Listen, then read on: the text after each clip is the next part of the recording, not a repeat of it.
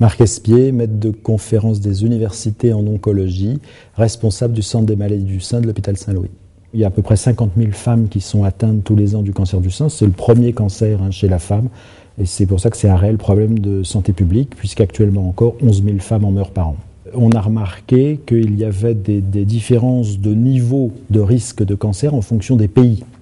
Donc il y a peu de cancer du sein au Japon et dans les pays en développement, il y en a beaucoup en Amérique du Nord et dans les pays d'Europe du Nord. Et quand on s'est intéressé aux migrations, eh bien par exemple les Japonaises qui migrent aux États-Unis, en une génération, elles ont le même niveau de risque que les Américaines entre guillemets de souche. Donc ça prouve bien que l'environnement au sens large est très important dans la genèse du cancer du sein et l'alimentation fait partie de cet environnement.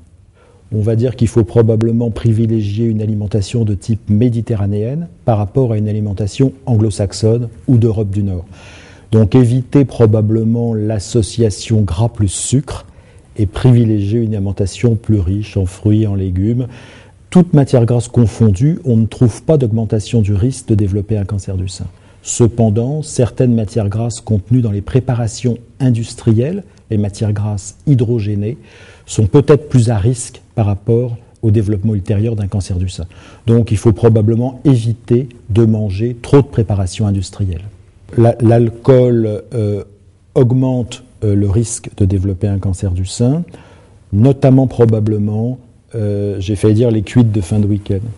Donc c'est compliqué le rôle de l'alcool parce que dans l'alcool, il y a différentes choses. Il y a le vin, il y a la bière, il y a les alcools forts qui n'ont probablement pas exactement le même rôle par rapport au risque de cancer du sein. Donc il faut éviter les cuites de fin de week-end et il faut certainement avoir un apport en boissons alcoolisées modéré. On a longtemps travaillé et réfléchi aliment par aliment en disant c'est les fibres, c'est les glucides, c'est les protéines, c'est tel type de matière grasse. Or en fait, dans son assiette, on a l'ensemble de ces aliments. Donc ce qui est important d'étudier, c'est pas tellement nutriment par nutriment, mais c'est par mode alimentaire. Et donc c'est ce qu'on est en train d'essayer de développer des modèles d'analyse de ces modes alimentaires pour voir si on peut trouver des corrélations entre tel type de mode d'alimentation et la survenue ultérieure d'un cancer et notamment du cancer du sein.